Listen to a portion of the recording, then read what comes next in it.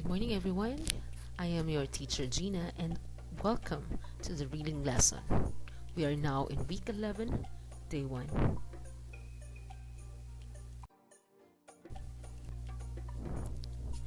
Our selection for this week is Learning to Swim by Kyoko Mori, illustrated by Kazuhiko Sano.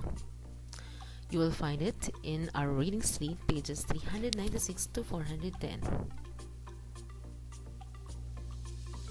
Before we continue, I want you to have your reading streak textbook with you, a pen and a notebook for taking down notes, and also I want you to log in to www.pearsonrealize.com in case there will be tasks that I will ask you to do anytime during the discussion.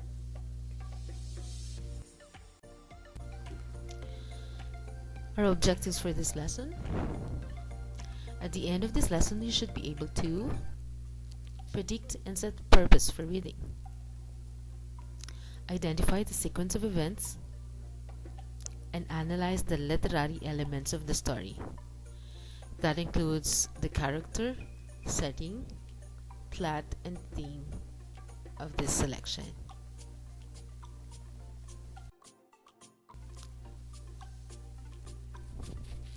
Let's have a review. Let's start with comprehension skill. Sequence. Have you watched the video that I assigned to you last week? If not, go back to your Pearson Realize account and watch the video.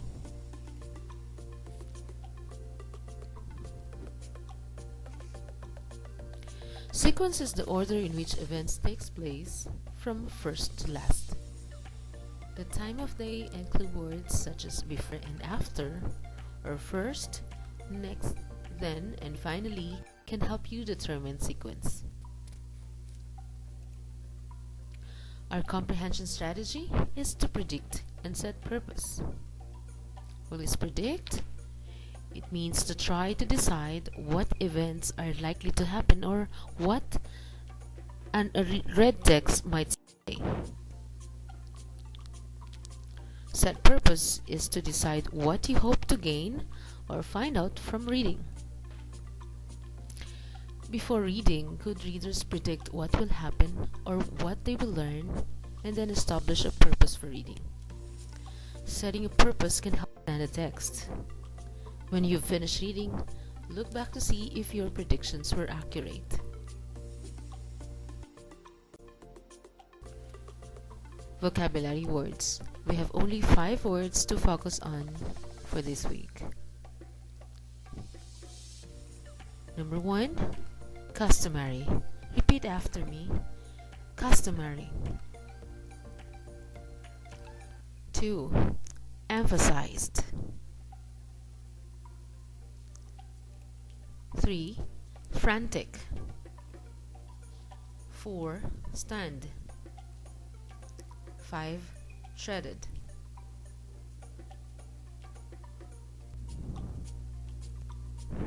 Customary is an adjective. It's a word that describes. It means usual or according to custom. What are the customary ways or things that we do at home? We may say it is customary for our family to pray before a meal. Emphasized is the past tense of the verb emphasize, of course. It means stressed or called attention to. The teacher emphasized the importance of practice. Frantic is an adjective, another word that describes. It means very much excited, wild with rage, fear, or pain. She was frantic upon receiving the present that she received. As a verb, it means dazed, bewildered, shocked, or overwhelmed. I was stunned with the big waves. Treaded is a verb.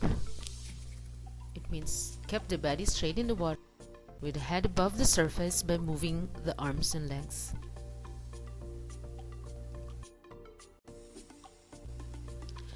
Let's practice using the vocabulary words. Direction. Choose the vocabulary word that will complete its sentence. We'll choose from these words: customary, emphasize, frantic, stand, or treaded. Number 1. The lifeguard blank the importance of following the safety rules. Number 2. It is blank to let the women be served first. 3. Mitch called in a blank voice as she ran towards the house. 4. Kyoko blanked the water while she waited for help.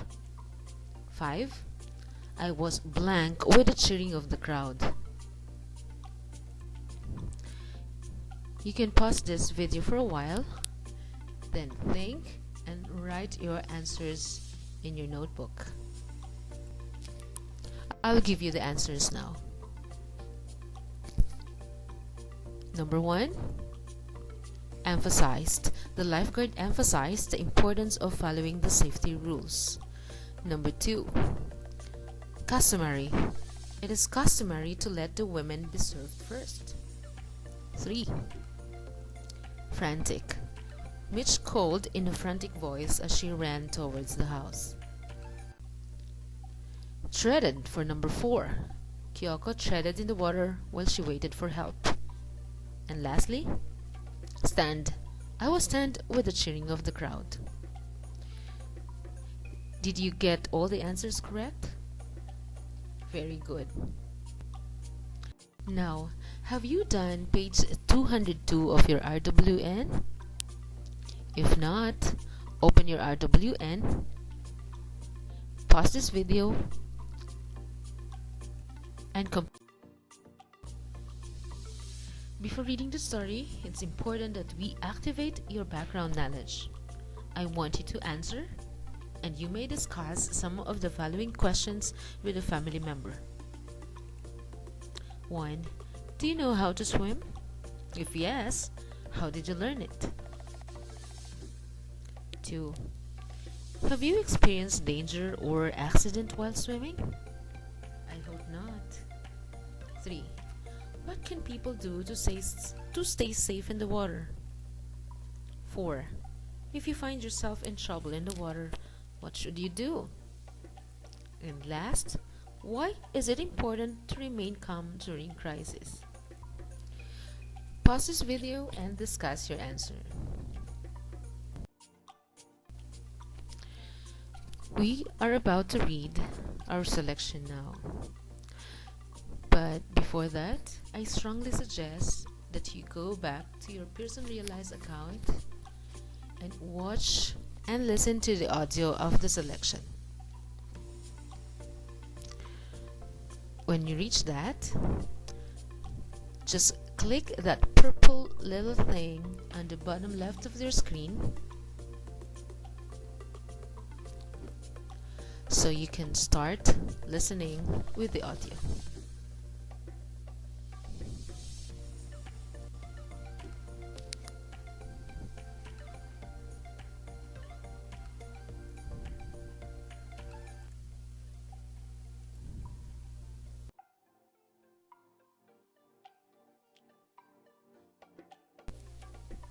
I think we are ready to read and discuss our main selection, Learning to Swim.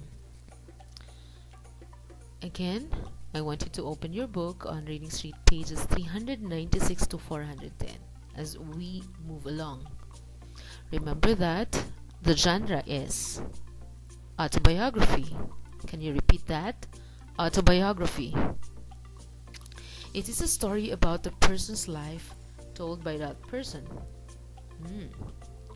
This means that this story is about the life of Kyoko Mori herself. As you read, think about the clues that identify this as a true story that the author has written about herself. Now, let's start. First, let's read the questions. Who are the main characters in the story? 2.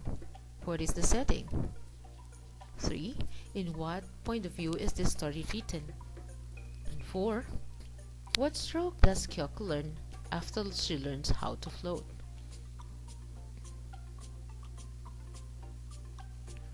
Now, let's see if these questions will be answered by this part of the selection. Let me read. I was determined to swim at least 25 meters in the front crawl. As we did every summer, my mother, younger brother and I were going to stay with my grandparents, who lived in a small farming village near Himeji in Japan. From their house, it was a short walk through some rice paddies to the river where my mother had taught me how to swim when I was 6.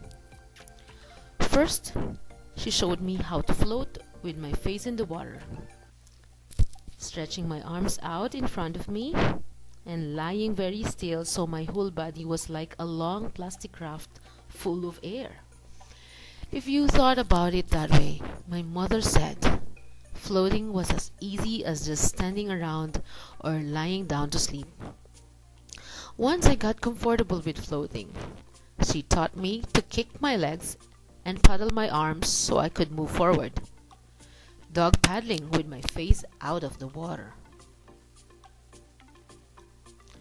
Did you find the answers to our questions? Let's try. Who are the main characters in the story?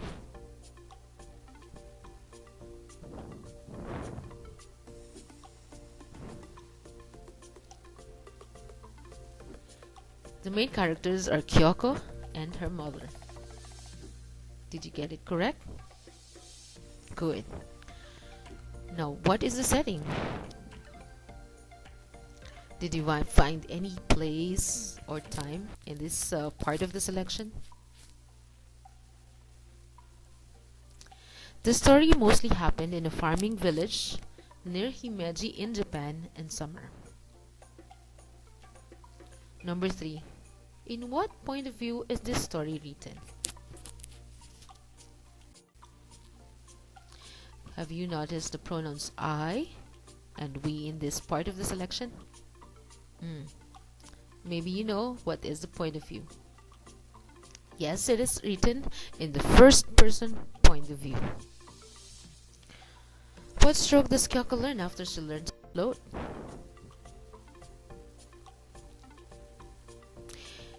Did you find it in the last 2 lines of this part?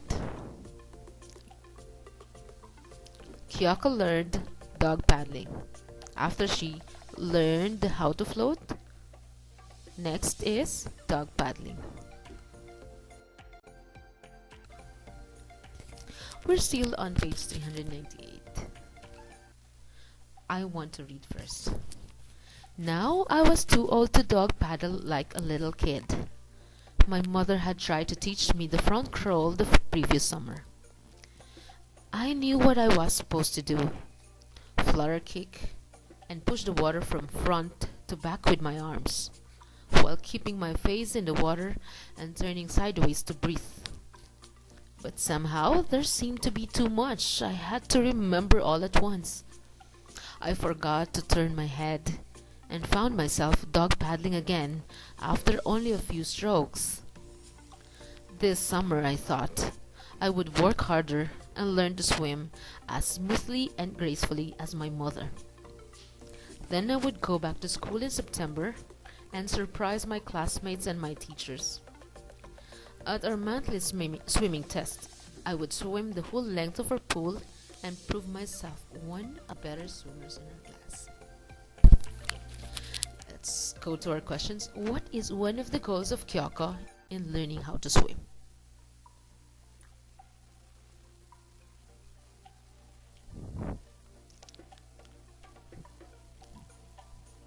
Look at my answer. Maybe you have the same.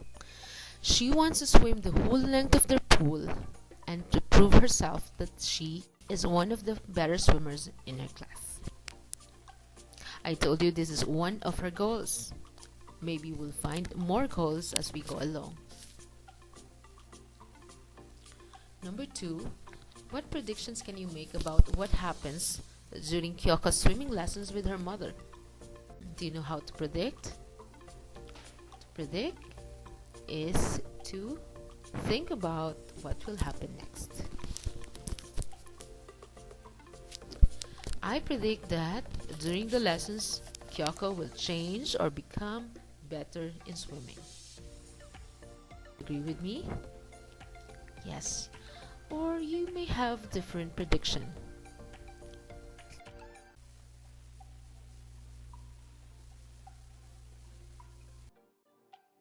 Let's move on page 399. The questions are, in the swimming tests, how can everyone tell who the best and the worst swimmers are? 2. What is the highest mark that a swimmer can earn in the test? Let me read. At our school, where we had monthly tests to determine how far each of us could swim without stopping, everyone could tell who the best and the worst swimmers were by looking at our white cloth swimming cups. For every 5 or 10 meters we could swim, our mothers sewed a red or black line in the front of the cup. At the last test we had in late May, I had made it all the way across the width of the pool in an awkward combination of dog paddle and front crawl, earning the 3 red lines on my cup for 15 meters. That meant I was an average swimmer. Not bad, not great. At the next test in September, I would have to try the length of the pool, heading toward the deep end. If I made it all the way across, I would earn 5 red lines for 25 meters. There were several kids in our class who had done that, but only one of them had turned around after touching the wall and swum farther, heading back toward the shallow end.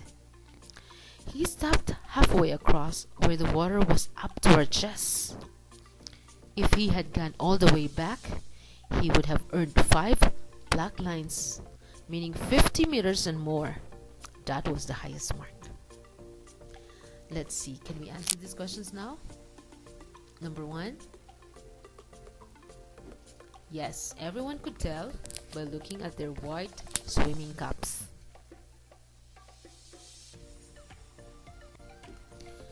Number 2, the highest mark is 5 black lines, which means one has reached 50 meters and more. Do you have the same answers like mine? Good. Let's move. We're still on page 399. Let me read. All the kids who could swim the length of the pool were boys. They were the same boys I competed with every winter during our weekly race from the cemetery on the hill to our schoolyard. They were always in the first pack of runners to come back, as I was. I could beat most of them in the last dash across the schoolyard because I was a good sprinter. But in the pool, they easily swam past me and went farther. I was determined to change that. There was no reason that I should spend my summers dog paddling in the shallow end of the pool while these boys glided toward the deep end, their legs cutting through the water like scissors. Let's try to answer this question. In the last line of this page, the author uses a simile to describe the way the boys swim through the water. What is the simile? What two things does the simile compare? Simile. Simile is a figure of speech involving the comparison of one thing with another thing of a different kind. We usually use like and as to compare two things. For example, as brave as a lion, as beautiful as a flower. Did you find a simile here? Yes. The simile is their legs cutting through the water like scissors. It compares the boy's legs to scissors. We're on page 400 now. My brother and I got out of school during the first week of July and were at my grandparents' house by July 7, the Festival of the Stars. On that night, if the sky was clear, the weaver lady and the cowherd boy would be allowed to cross the river of heaven, the Milky Way, for their once-a-year meeting. The weaver lady and the cowherd boy were two stars who had been ordered to live on opposite shores of the river of heaven as punishment for neglecting their work when they were together. On the night of the 7th, it was customary to write wishes on pieces of colored paper and tie them to pieces of bamboo. On the night of their happy meeting, the weaver lady and the cowherd boy would be in a generous mood and grant the wishes. I wished, among other things, that I would be able to swim the length of the pool in September. Of course, I knew, as my mother reminded me, that no wish would come true unless I worked hard. Every afternoon, my mother and I walked down to the river in our matching navy blue swimsuits. We swam near the bend of the river where the current slowed.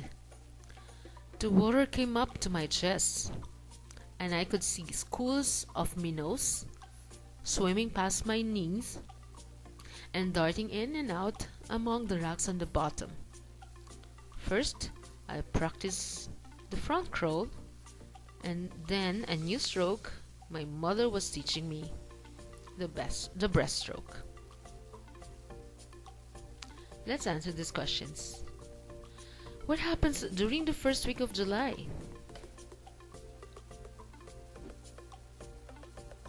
Did you find the answer? You are correct, maybe? It is the Festival of the Stars. What did Kyoko write in the colored paper?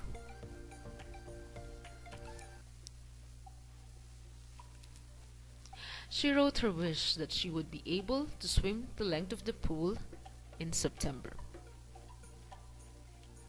3. Can you predict that Kyoko can get her wish? Maybe yes, or maybe not. Yes, Kyoko will practice hard and get her wish. Do you agree with me?